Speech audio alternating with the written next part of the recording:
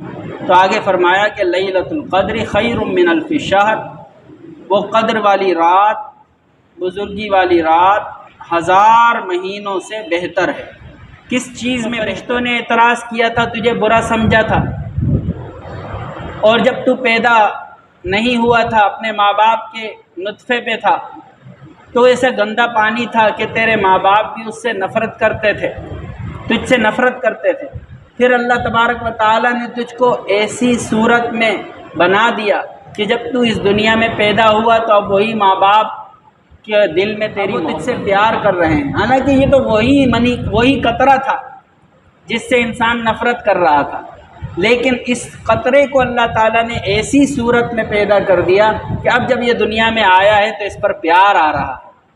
تو وہ انسان جس سے فرشتوں نے اعتراض کیا تھا، اس انسان کو اللہ تعالیٰ نے عبادتوں میں ایسی ترقی عطا فرمائی، ایسے مرتبے دے دیے کہ فرشتے اب ان کا نظارہ دیکھنے کے لیے اور ان کی زیارت کرنے کے لیے، ان سے سلام کرنے کے لیے زمین پر اتر رہے ہیں۔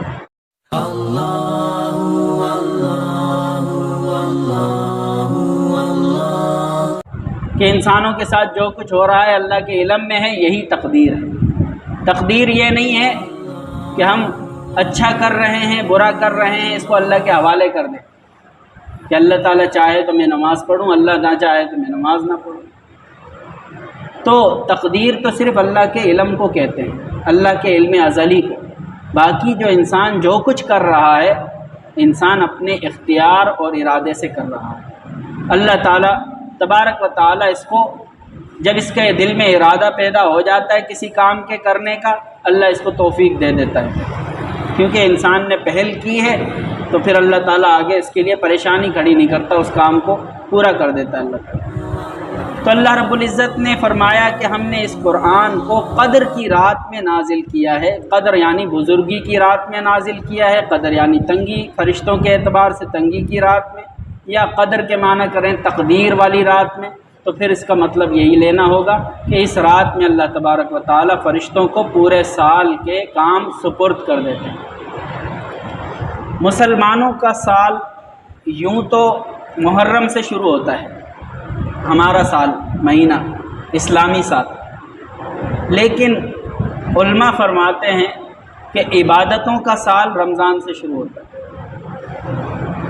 عبادتوں کا سال رمضان سے شروع ہوتا ہے، کہ رمضان سے عبادتوں کا سال شروع ہو جاتا ہے اور شعبان میں آ کر پورا ہو جاتا ہے۔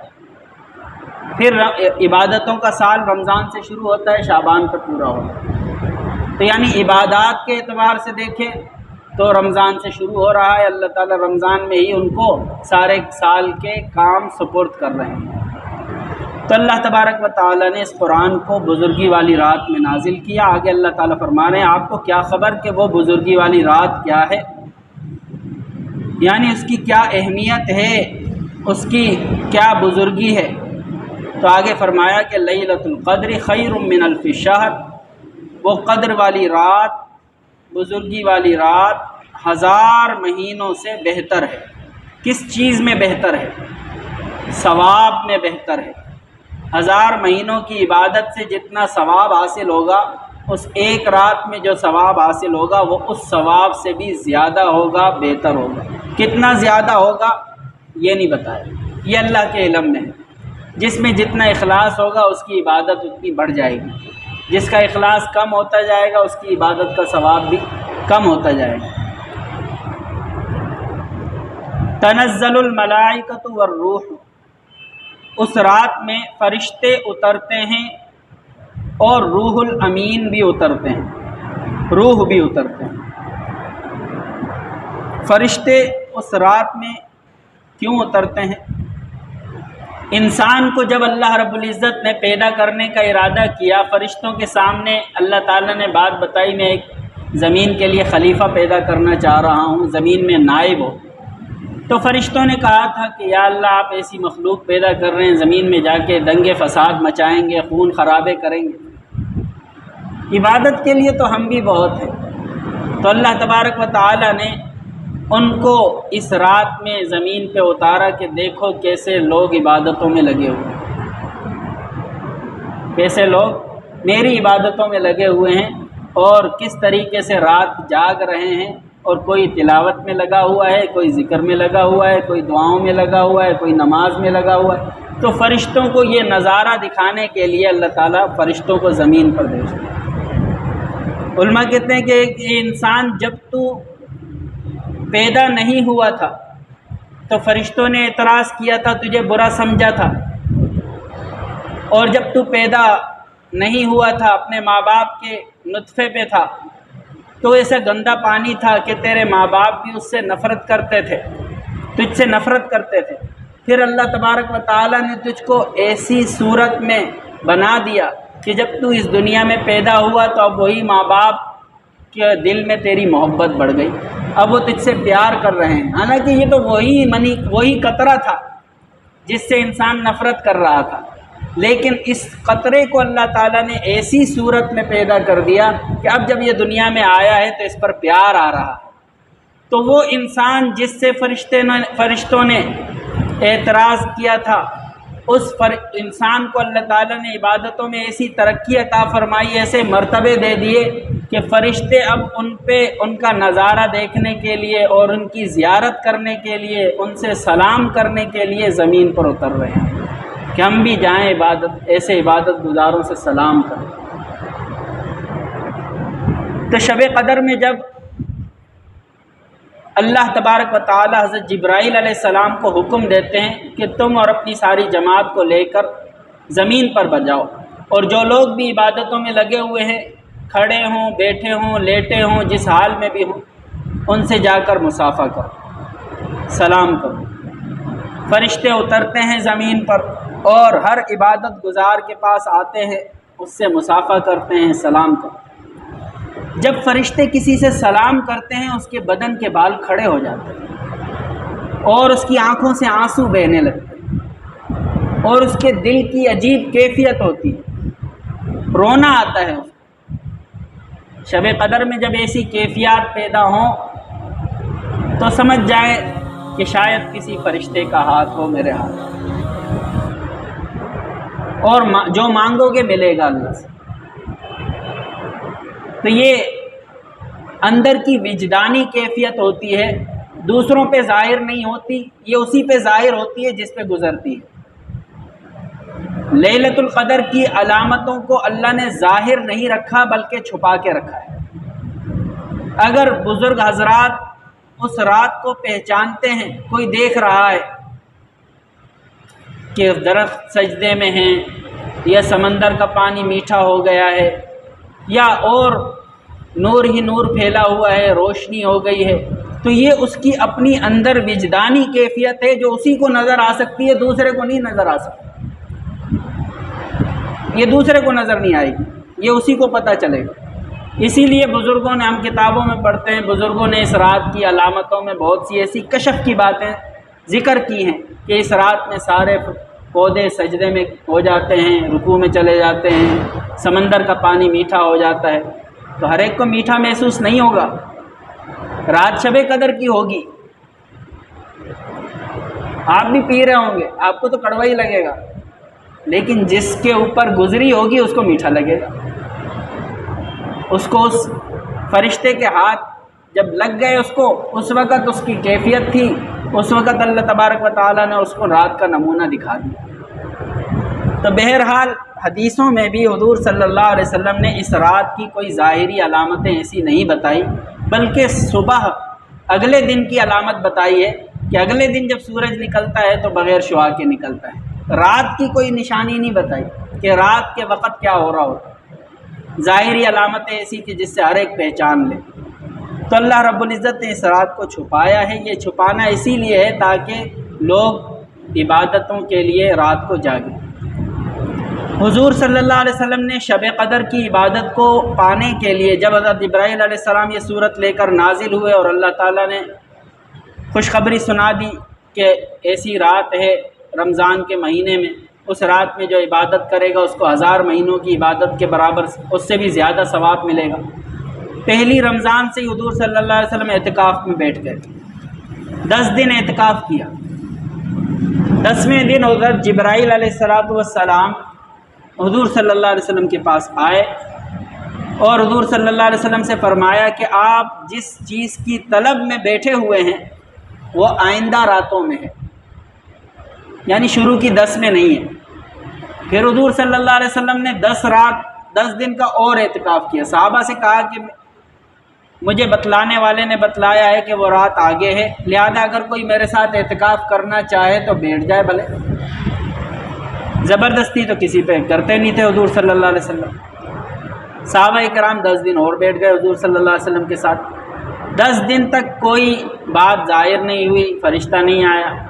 20ویں دن جب حضور صلی اللہ علیہ 10 دن پورا ہونے والے تھے، آخری رات میں پھر حضرت جبرائیل علیہ السلام آئے کہ آپ جس چیز کو ڈھونڈنے کے لیے بیٹھے ہیں، جس رات کی طلب میں بیٹھے ہیں، وہ آگے اگلی 10 راتوں میں ہے، اور آگے کی 10 راتوں کی طاق راتوں میں ہے۔ تو پھر حضور صلی اللہ علیہ وسلم نے صحابہ کو بتلایا کہ وہ آگے کی 10 راتوں میں ہے اور طاق راتوں میں ہے، یعنی 21، 23، 25، 27، 29، ان 5 راتوں میں شب قدر ہے۔ اب شب قدر تو ایک ہوتی ہے، 5 راتوں میں نہیں ہوگی، تو 5 راتوں کے بارے میں فرما دیا۔ تو حضرت امام ابو حنیفہ رحمہ اللہ اور ان کے پیروکار جو ان کے مسلک پر عمل کرتے ہیں، ان کا کہنا یہ ہے کہ یہ رات گردش کرتی رہتی ہے، منتقل ہوتی رہتی ہے، پھرتی رہتی ہے، کبھی بھی ہمیشہ ایک رات میں نہیں رہتی، بلکہ اس سال 21 میں ہے تو اگلے سال ہو سکتا ہے 23 میں ہو، اس سے اگلے سال ہو سکتا ہے 25 میں ہو، اس سے اگلے سال ہو سکتا ہے 27 میں ہو، اس سے اگلے سال ہو سکتا ہے 29 میں۔ یعنی یہ سال یہ شب قدر گردش کرتی رہتی ہے، پھرتی رہتی ہے طاق راتوں کے اندر۔ اب یہ بھی ہمارے اوپر اللہ تعالیٰ نے آسانی فرمائی کہ ایک رات جاگو، ایک رات سو جاؤ۔ جفت راتوں کا نہیں بتایا، طاق راتوں کا بتایا۔ طاق راتوں میں ہے شب قدر۔ اگر یہ کہہ دیتے کہ 10 راتوں میں تلاش کرو تو پھر جفت میں بھی جاگنا پڑتا، طاق میں بھی جاگنا پڑتا، تو 10 کی 10 مشکل ہو جاتا۔ لیکن اللہ کے رسول نے آسانی فرمائی۔ اللہ تعالیٰ ہمارے لیے آسانیاں رکھتے ہیں۔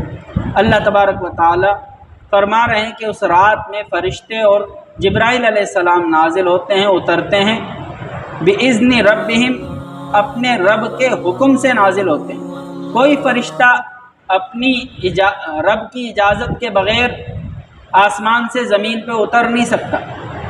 اللہ کا حکم ہوگا تو فرشتہ نیچے اترے گا۔ اللہ کے حکم کے بغیر کوئی فرشتہ کہیں نہیں آ سکتا۔ موت کا فرشتہ بھی اللہ کے حکم کے بغیر آ نہیں سکتا، وہ بھی جب اللہ کا حکم ہوگا اسی وقت اسرائیل علیہ السلام نظر آئیں گے، اس سے پہلے کسی کو نظر نہیں آئیں گے۔ تو فرشتے اپنے رب کے حکم سے ہی اترتے ہیں۔ من کل امر، ہر خیر کو لے کر، ہر معاملے کو لے کر۔ من عربی میں یہاں پر اگر بیان کے لیے ہو تو پھر مطلب یہ ہوگا کہ ہر کام کے فرشتے اترتے ہیں، ہر کام کے فرشتے اترتے ہیں۔ کیا مطلب؟ ہم نماز پڑھتے ہیں، نماز میں بہت سارے کام ہیں، کھڑے ہونے کا کام بھی ہے، رکوع کا کام بھی ہے، سجدے کا کام بھی ہے، تشہد میں بیٹھنے کی کام بھی ہے۔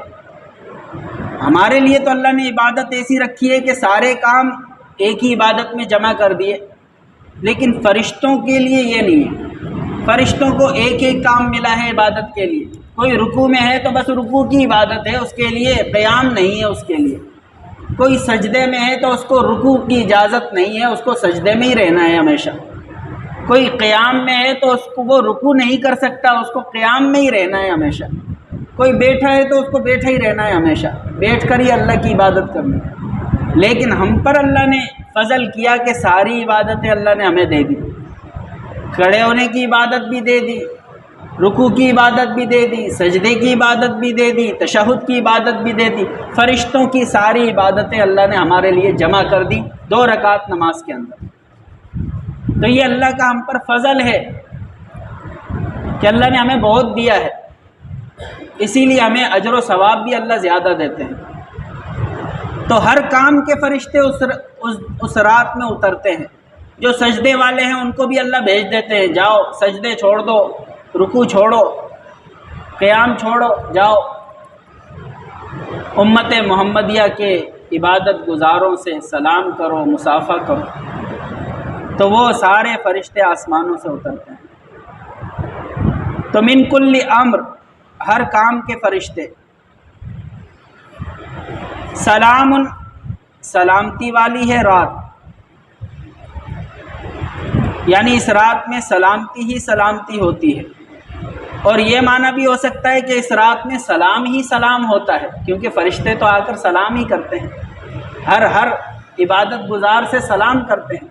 تو سلام، سلام ہی سلام ہے، سراپا سلام ہے یہ رات فرشتوں کے لیے، تو سلام والی رات کہ وہ آ کر امت محمدیہ کے عبادت گزاروں سے سلام کرتے ہیں۔ اور یہ سلام جو کرتے ہیں اس سے کرتے ہیں جس کو عزت والا انسان سمجھتا ہے، ادب سے سلام کرتا ہے، اس سے کہ اس کی عزت ہوتی ہے اس کی نظر میں، تو سلام بھی کرتا ہے۔ ہماری عزت فرشتے کریں، یہ ہمارے لیے بڑی فضیلت کی بات ہے کہ ہم کیا ناپاک قطرے اور کیا ہماری حقیقت، وہ نوری مخلوق ہمیں عزت دے آ کر، تو اللہ رب العزت کا انعام ہے، اللہ کا احسان ہے۔ تو سلام، سلامتی والی ہے یہ رات، تو یہ رات کے بارے میں بھی ہو سکتا ہے اور یہ فرشتوں کے معاملے کے بارے میں بھی ہو سکتا ہے کہ سلام ہوتا ہے اس رات۔ ہی حتی مطلع الفجر، اور یہ رات جو ہے فجر کے طلوع تک ہوتی ہے، طلوع فجر تک ہوتی ہے۔ جب سحری ختم ہوتی ہے تو طلوع فجر ہو جاتی ہے۔ سحری کا جو آخری وقت ہوتا ہے، جس وقت ہم روزہ رکھتے ہیں، صبح صادق جس کو بولتے ہیں، تو وہ طلوع فجر کا وقت ہوتا ہے۔ اس وقت تک شب قدر رہتی ہے۔ شروع کب ہوتی ہے؟ غروب شمس سے، مغرب سے شروع ہوتی ہے سحری تک۔ اب آپ سوچیں کہ اگر ہم مغرب کی نماز بھی پڑھ رہے ہیں تو شب قدر میں پڑھ رہے ہیں، عشاء کی بھی پڑھ رہے ہیں تو شب قدر میں پڑھ رہے ہیں، عشاء کی سنتیں پڑھی، نوافل پڑھی، تراویح پڑھی، تو شب قدر کی عبادت کا کچھ نہ کچھ حصہ تو ہر عبادت گزار مسلمان کو مل رہا ہے، محروم تو نہیں ہو رہے۔ جو رمضان میں عبادت کرنے والے ہوتے ہیں ان کو شب قدر ضرور ملتی ہے، اور حقیقت یہی ہے کہ جو شب قدر سے محروم تو وہی رہ سکتا ہے جو بدبخت ہو، جو رمضان میں بھی عبادت نہ کرتا ہو۔ اس شخص کی بدبختی میں کیا شک ہے کہ جس کو رمضان کے مہینے میں بھی عبادت کی توفیق نہیں، کہ سمجھتا بھی ہے کہ سارے مسلمانوں کے لیے یہ عبادت کا مہینہ ہے، بڑا مہینہ ہے، اس مہینے میں بھی وہ نماز پڑھنے کے لیے نہیں آ رہا، اس مہینے میں بھی ذکر نہیں کر رہا اللہ کا، توبہ استغفار نہیں کر رہا، تو ایسا شخص ہی شب قدر سے محروم رہ سکتا ہے، ورنہ تو عام مسلمان تو محروم نہیں رہ سکتے شب قدر سے۔ ہر عبادت گزار کو شب قدر ملتی ہے۔ تو اللہ تبارک و تعالی ہمیں ہر سال شب قدر کی عبادت کا ثواب دیتے ہیں، تو اندازہ لگائیں کہ ہر سال ایک مہینے کی ایک رات میں صرف ہر آدمی کو 83 سال 4 مہینے کی عبادت کا ثواب مل رہا ہے۔ کتنے ہی رمضان ہماری عمر میں گزر چکے ہیں، کتنے سینکڑوں سالوں کی عبادت اللہ نے ہمارے اعمال میں رکھی ہوگی، اللہ بہتر جانتا ہے۔ تو یہ اللہ کا انعام ہے، اللہ کا فضل ہے، اور یہ صرف اور صرف اس امت میں پیدا ہونے کی وجہ سے ہمیں مل رہا ہے۔ ہمارے نبی کی برکت سے ہمیں یہ چھوٹی عمر کے اندر اتنے سینکڑوں سالوں کا اجر و ثواب جو مل رہا ہے، یہ ہمارے نبی کی برکت سے مل رہا ہے۔ تو اس نبی پر درود پڑھیں، اس نبی پر سلام بھیجیں، اس نبی کی سنتوں پر، اس کے طریقوں پر عمل کریں، تو اللہ تبارک و تعالی ہمیں بڑے درجات عطا فرمائیں گے۔ سنتوں پر انسان عمل کرے تو اس کی قدر میں اضافہ ہوتا ہے، اور اگر انسان سنت کو چھوڑ کر بدعتوں پر عمل کرنا شروع کر دے تو اس کی قیمت گھٹ جاتی ہے، بڑھتی نہیں۔ ایک بزرگ نے خواب دیکھا کہ کسی بزرگ کو دیکھا، نیک آدمی کو دیکھا کہ وہ ان کو سمجھا رہے ہیں، سنت اور بدعت کا فرق سمجھا رہے ہیں کہ سنت پر عمل کرنے سے کیا ہوتا ہے اور بدعت پر عمل کرنے سے کیا ہوتا ہے۔ انہوں نے بلیک بورڈ کے اوپر ایک بنایا، کہا یہ کیا ہے؟ بولا ایک ہے۔ اس کے ساتھ دائیں طرف ایک زیرو لگا دیا، کہا ایک کی قیمت میں اضافہ ہو گیا، بولا ہاں 10 بن گئے، اضافہ ہو گیا۔ پھر ایک اور زیرو بڑھا دیا، کہا اور اضافہ ہو گیا، 100 ہو گئے۔ پھر ایک اور زیرو بڑھا دیا، صحیح طرف زیرو چل رہے ہیں تو قیمت بڑھ رہی ہے،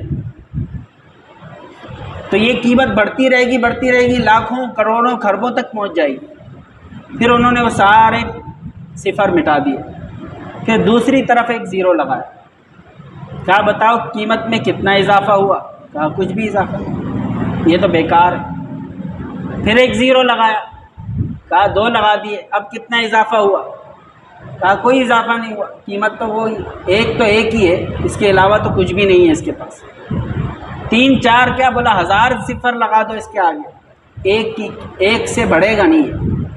پھر اس بزرگ نے سمجھایا کہ یہ ایک جو ہے وہ ہے انسان کا ایمان، وہ ہے انسان کا یقین اللہ کی ذات پر، اللہ کے رسول پر، آخرت پر، یہ تو ایمان ہے۔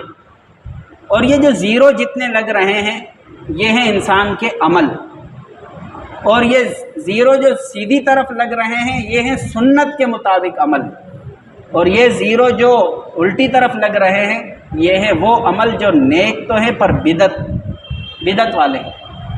بدعت اس کو کہتے ہیں کہ اللہ اور اس کے رسول نے جو قرآن اور سنت میں ہمیں باتیں بتائی ہیں اس کو چھوڑ کر اگر کوئی انسان کہ دین میں کسی بات کا اضافہ کرنا چاہے تو وہ اضافہ بدعت شمار ہوتا ہے، جو اللہ اور اس کے رسول نے نہیں بتایا، سنت میں نہیں ہے، قرآن میں نہیں ہے، نہ ہی قرآن و سنت کے اصول سے وہ بات ظاہر ہوتی ہے، نہ صحابہ کے طرز عمل سے وہ بات پتہ چلی ہے، تو اس کو بدعت میں شمار کرتے ہیں۔